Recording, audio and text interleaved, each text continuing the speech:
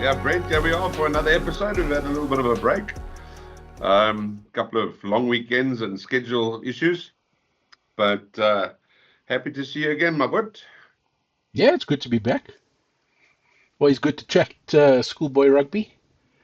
Yes, exactly. I Was know great. you've probably been drowning yourself and overdosing again with all the rugby, including the URC and the under-20 championships, and then the schoolboy rugby in between. So it's a lot going on, eh? Yeah, plenty. Just a shout out to Rotorua boys from New Zealand. They just won the Sanix World Rugby Youth Invitational Tournament. Oh, Um, awesome. yeah, so they beat That was in Field. Japan, right? Yeah, Where was that? correct. Yeah, Japan, correct. Japan, yeah. Yeah, they just beat Fielding High School, another New Zealand side. Two New Zealand sides in the final. Beat them Okay. 46-19 in the final. So good result for them. Yeah, I don't think so. I don't think South Africa's actually sent a side since the 2019 edition. Okay. The last South African side to go was Paul Roos in Yeah. 2019, and they won 52-5 in the final against St. Peter's College, a New Zealand school as well. So Okay. yeah, South African sides have historically done very well there, as you'd expect them to, but Yes. no representation since 2019. I think COVID just asked a lot of questions in 2020, 2021. And then after that, Wilde Clavers has just gone from strength to strength. So because it Yeah. happens more or less the same time as Wilde Clavers, Yeah. the Sanix does. The top South African sides I would rather obviously compete in Wilde Clavers than go to Japan. But no, I mean an incredible event for the schools that have gone there from a cultural perspective, cultural learning, and from that sort of perspective. I mean, what an incredible opportunity for them and an occasion for them to travel. Yeah. We discussed this the other day, though. That if there was one South African side that could have attended Xanix, Yes. it probably would have been Hilton. Hilton College. Hilton Yeah, I College, think they could I think have. that would be perfect candidates to actually represent the country at something like that because they've got a very traditional fixture list, like we said. They keep it quite tight, 12, 13 games, something like that. Uh, so they honor their traditional fixtures and don't really tour. Yes. So yeah, they would be prime Yeah. candidates, and they're a top 10 school this year. Yes. And yeah, I'm sure that they would have been perfect to go. We didn't send anybody. No, no, we didn't. The closest we had to a South African representative was Windhoek Gymnasium. So Okay, yeah, and in fact, and I actually think Windhoek Gymnasium's been there the last 2, 3 seasons, which is okay. quite interesting. But Hopefully somebody out there hears us and invites Hilton College or Hilton College volunteers to go.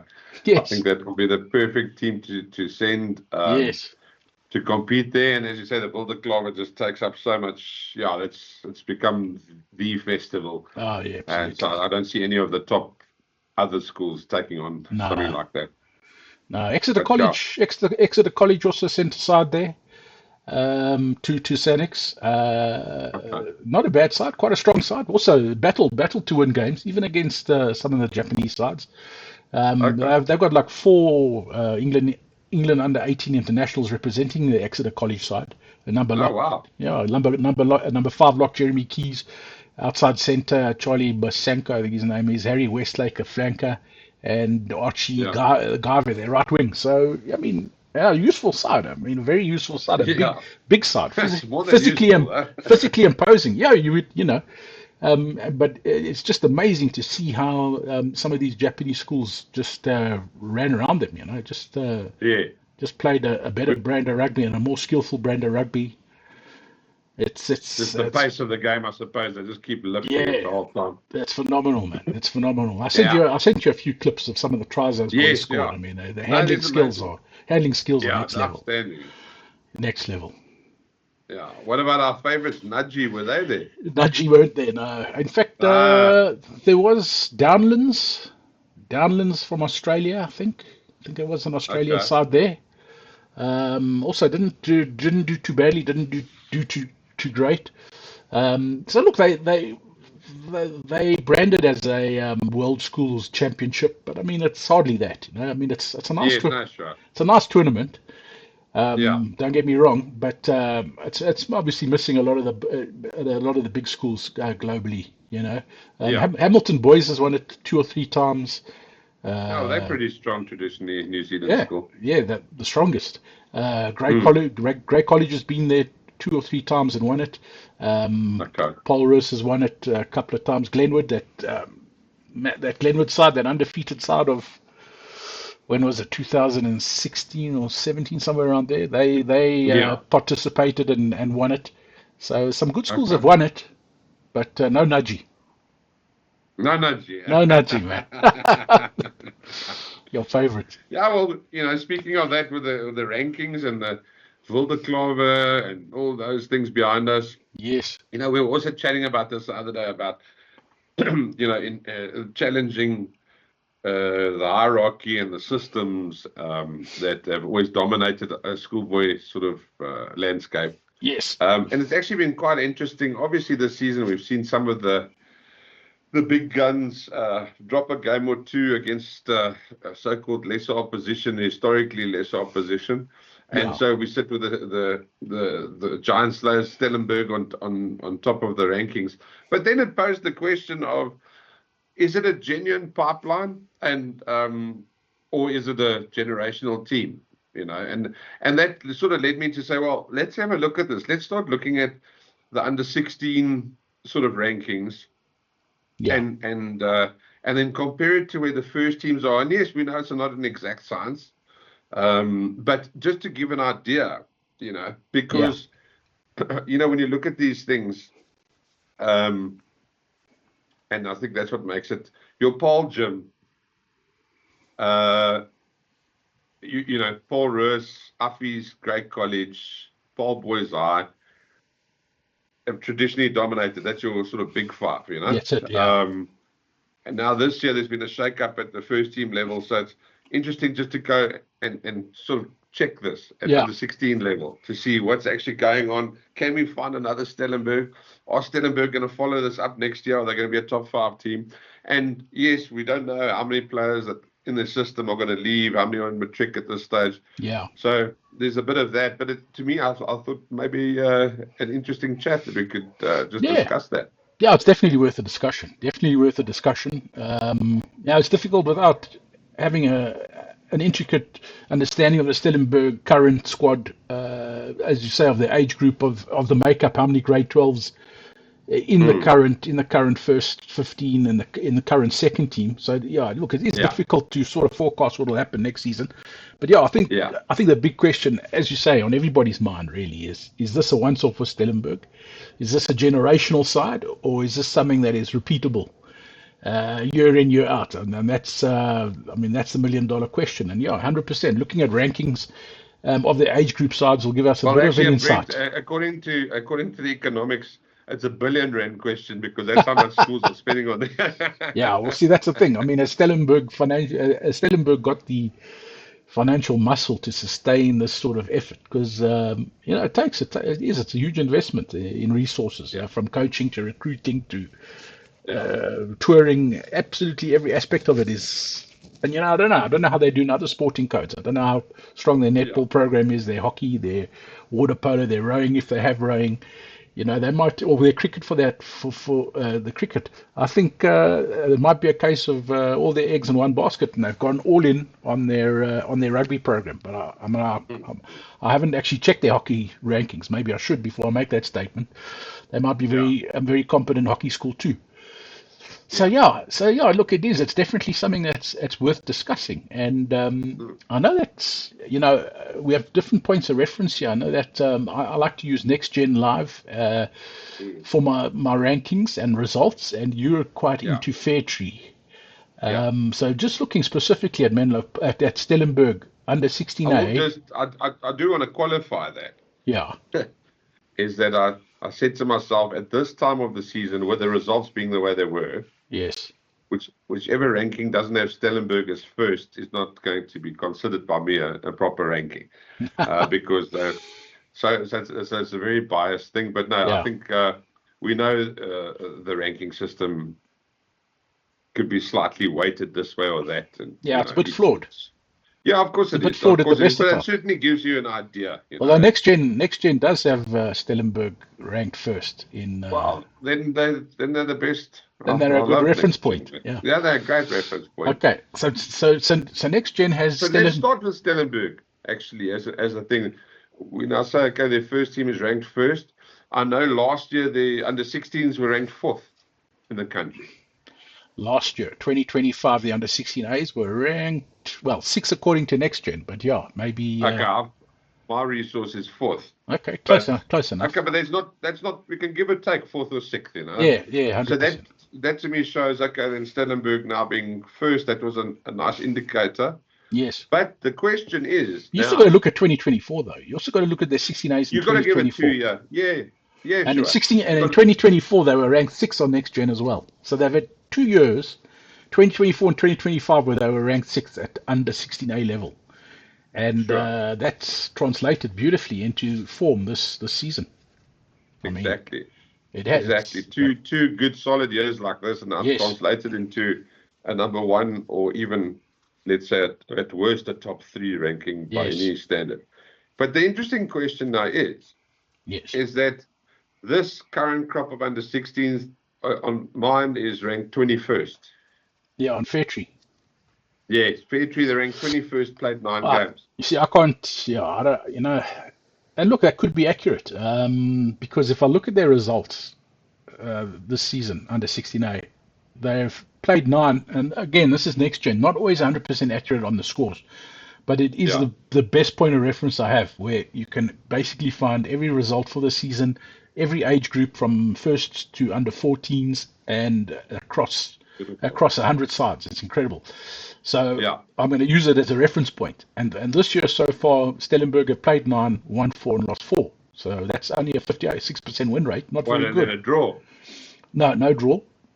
Played 9, won 4, lost 4. Sorry, 1-5, lost 4. Did I say 1-4? Ah, 1-5, lost 4. Sorry, my bad. no. Okay. And their first game of the season against Paul Gymnasium, they lost that by 2 points, 17-19. Yeah. All right, so that's how they kicked their season off. Then they went on a three match winning streak. The most notable being against Noordheuvel, 36-22. But they then got smoked by Gasfontein, and I assume that's at Wilde Clavers, 34-12. And Okay. they followed that up with another big loss against Paul Rus, 52-7. Okay. And last weekend they lost to Wynberg, 15-8. So, yeah, based on those results, 21 is I don't know if I think 21 is maybe a bit harsh, but That sounds a bit harsh. six, Now, when you read me those scores, that sounds a bit harsh. I think sixth is a bit optimistic, to be honest. So what is yours? Is yours saying sixth? Yeah, next gen saying sixth, Fairtree saying 21st. So they ranked this team the truth same as somewhere in the between. Previous, yeah. So they ranked eighth. the same as the previous 2 years. Eighth on next gen, sorry. Yeah, eighth and 21st, respectively. Well, that's a massive difference in the I two think the things. truth. So, I think the truth is somewhere in between. Sorry, probably a 15. I think you're probably right. Yeah. I think you're probably right. So the next one I wanted to come to, as I say, the big five are all well represented in the top 6. Yes. In under 16 level. Yeah. So what does it look like on the next gen? On my side, it's Paul Rus at first, Affie's at second, Yeah. Grey College third, Yeah. Wynberg fourth, Yeah. Paul Boys High fifth, Paul Gym sixth. Yeah, more or less. Gasfontein seventh. Yeah. Yeah, pretty much the same, eh? Paul Rus, Paul Boys, Affie's, Wynberg, Paul Gym, Grey College. Look, it's pretty much give or take. Where does it have Wynberg there? Fourth, same as Fairtree, and that's an accurate reflection of their form this season. Wynberg have been outstanding this season at under 16 level. Played 9. Under 16 level. Yeah, played 9, won 8, lost 1. The only loss was to Paul Boys. See, so that was what I was saying now, is that Wynberg first. That's your outlier next year. Exactly. So that's your potential Stellenberg next year, Wynberg. Well, that's exactly what we're trying to get to, right? Yeah. Because they're going to cause upsets. What the people out there are going to see is upsets. Wynberg knocking over Grey College, perhaps, well, they've done it already this season at under 16 level. At under 16 level. 33, 22. 27th Their first team is ranked 27th currently. Next year they'll be stronger because their 16As are very strong this season. You can have a 26 ranked 2025 side and a fourth ranked currently 2026 side, making up your 2027 first team. So yeah, Weinberg is an outlier.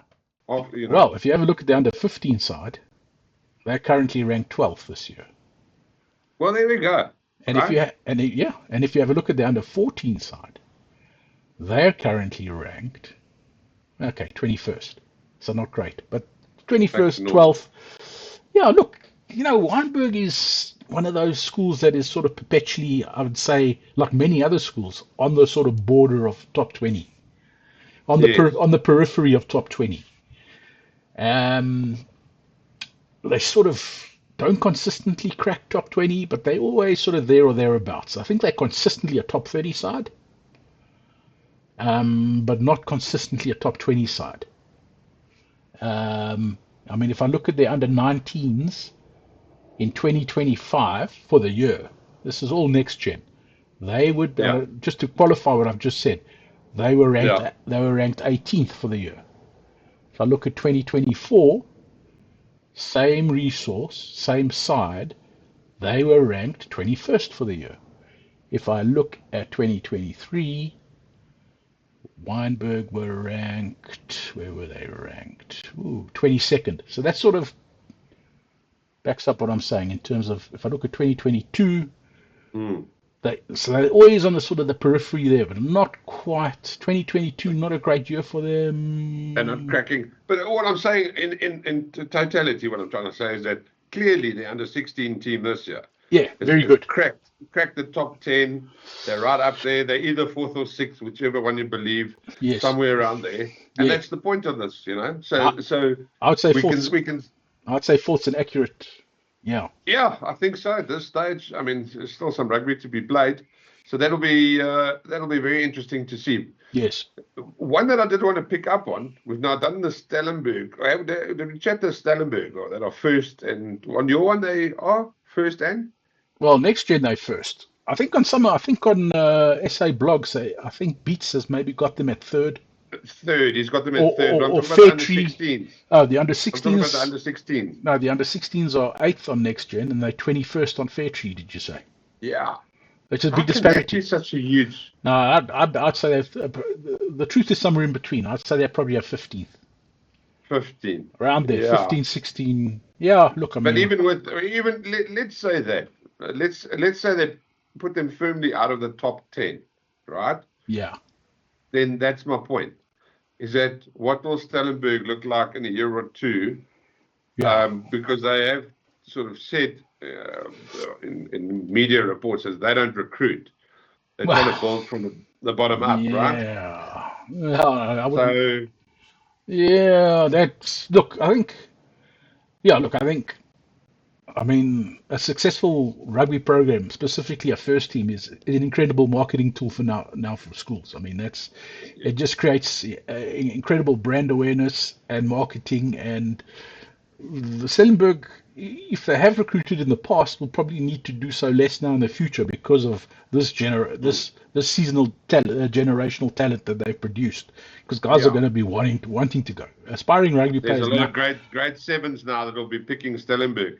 Yeah, that's it. That's exactly it. But if you look at the under 15s this year, again looking on next gen, they ranked 17th. All right. Okay, you see. Not great, but not bad. But then if you look at the under 14s, if you look at if you look at their under 14s, they rank 14th. So again, not terrible. Yeah. But not a generational side like we've just seen. What Beats actually produces, which is quite amazing, is he has like an all-time. I actually sent it to you. He has a top 100. I've just pulled it up here now. Top 100 rankings from 2010 to 2025. Yes, I've seen that. So seeing as we're discussing Stellenberg's form over the last couple of seasons, in 2025, according to this, they were ranked 13th. Okay. Now, I was a bit skeptical of the next-gen Stellenberg ranking for 2024. Seemed a bit low. Apparently not. Apparently it was quite accurate. According to this, they were ranked 38th. Okay. 38th. 38th, which is You quite see what I remarkable. mean? It's quite remarkable. Yeah, In that is 2023, though, remarkable. but in 2023, though, they were 15th.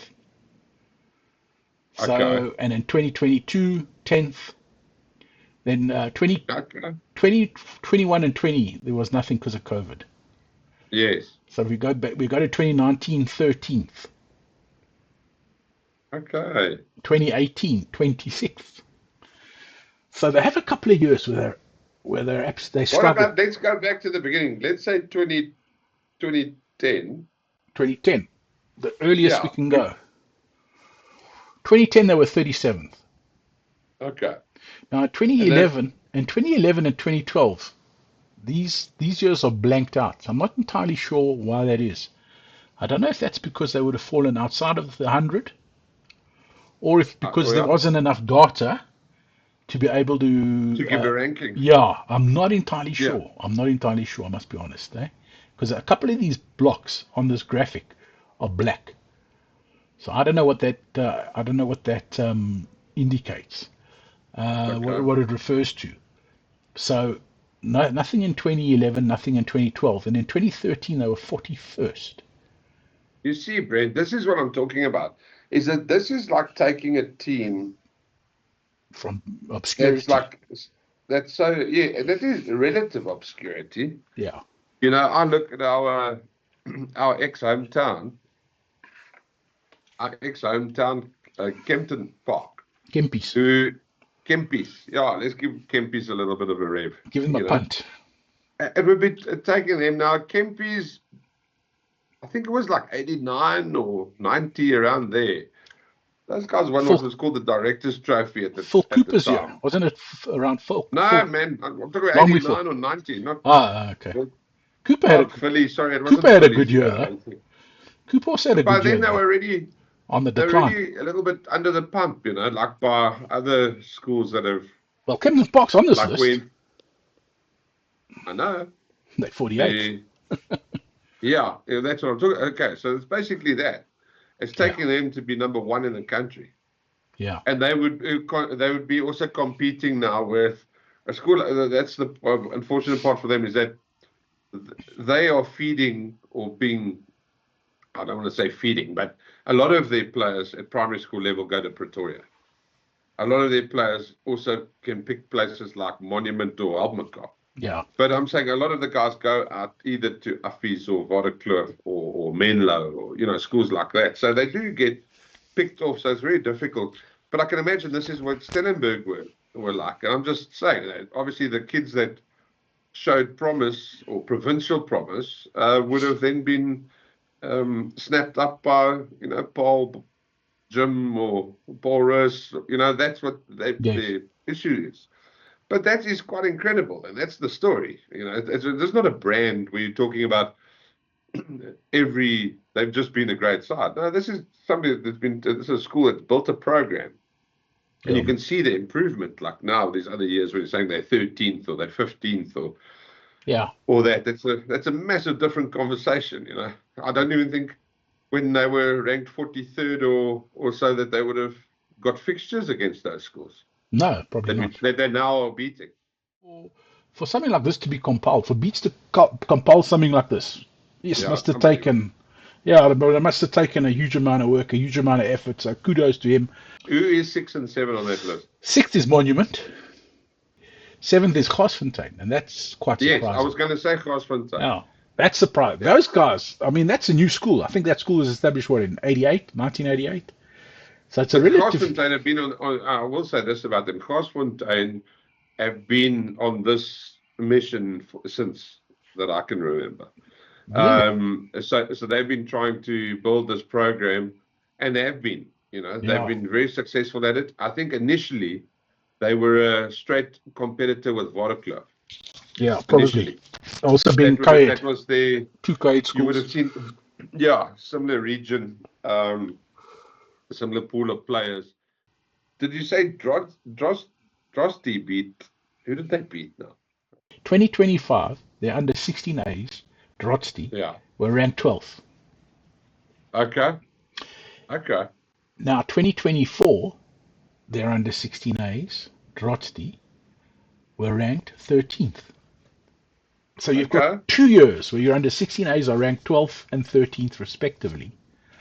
Yes. And now in 2026, your first team is currently ranked. Do you want to have a look at their results this season? Absolutely. Played 9, won 7, lost 2. They lost to Paul Rist Huh? 24-7, which is not a terrible defeat. They lost No, heavily. that's it. They lost heavily to Monument 75-41. Well, Uh, okay. they Yeah. scored a lot of points. I think they exposed Monument's leaky defense Defense. in that particular. I mean, I actually watched that game on Super Sport Schools. I mean, it was a 100-point game. It was incredibly entertaining, but very loose. Yes. I mean, tackling was optional, but I mean, sometimes it's nice just to watch a game where guys Yeah. Throw score the ball around and they're yeah. 20 something tries scored in the game, and it's very open and loose, and but I mean, Yeah, it it's is it's nice. not. Especially at schoolboy level. Yeah, it's entertaining, but it is what it is. If you overanalyze it, you'll be appalled by it. Just Yeah. the lack of defense, the lack of will, the attitude, but anyway, they've beaten Wynberg 35-14. A Wynberg side I think is pretty good. Beaten them quite convincingly. Yechia Janssen 43-24. Yechia Janssen took 80 points against Monument this weekend past. Yeah, this past weekend it was absolutely 85-19 or something ridiculous. So Drotsky have beaten Amanus 73-15. They absolutely smashed the Scythians at the Grey Half Festival 74-0. I watched a bit of that yeah. game. And Selborne 67-12 against Selborne. Yeah. So yeah, look, so That's a good tell. That's it's a actually good useful result. side, but they've got some interesting fixtures coming up. They've got Polchum, they've got Outeniqua, they've got Oakdale. So 3 very big fixtures coming up, and Wow. that will sort of define their season. You love the rankings, eh?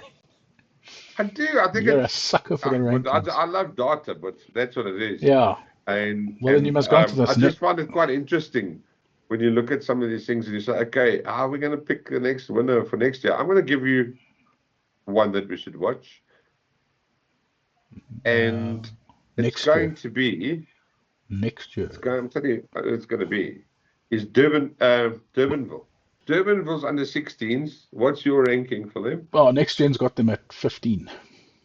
Yeah, I've got them at what do I have them at? 12, I think. That's interesting when you look at where their first team is. This year. Yeah. Yeah. So We're 23rd. you start. You have them? 23rd on next gen. 23rd. Played 8, won 4, lost 4. Yeah, I've got them at 24. So Closer. Yeah. much of a matches. But if you now think that the under 16s are 12 positions ahead of them at this part of the ranking table, it should be quite interesting to see what they produce. They've also got a nice system in place there. Very, very nice system. I've got. Yeah, this can't be right. This might be. No, I don't know. I don't even think I'm going to repeat this. But I've got Durbanville having beaten Polchum 27-22 at the beginning of the season. That can't be right.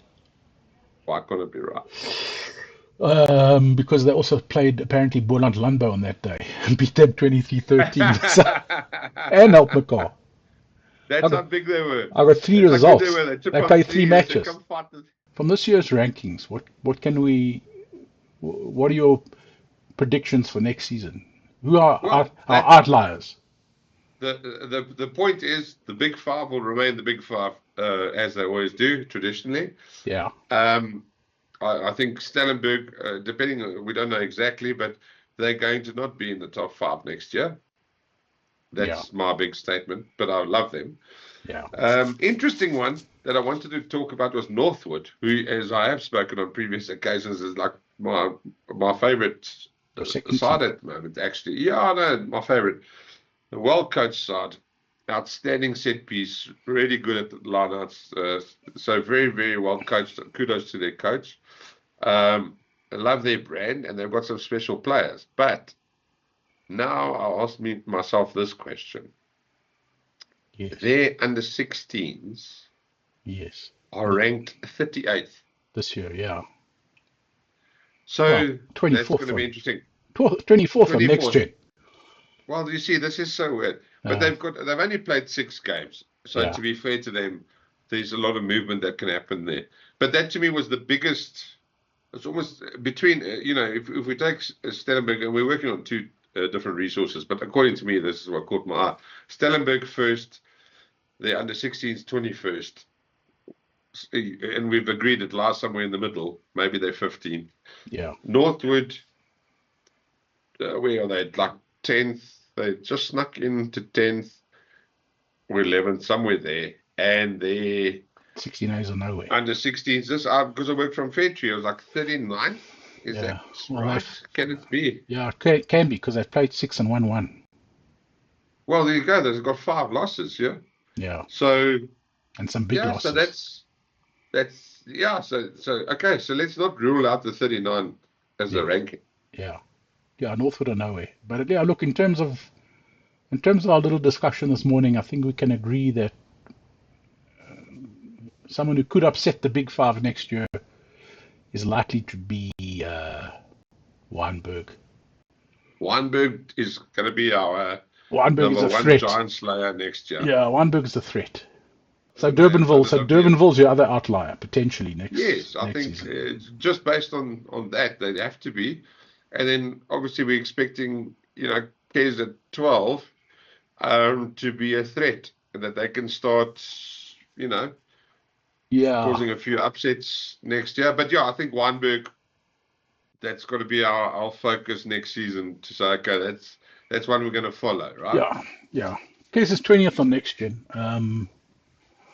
I think they're 12th on. Yeah, they're 12th on Fairtree and 12th on Fairtree and 20th on next gen. Yeah, look, it's probably somewhere in between.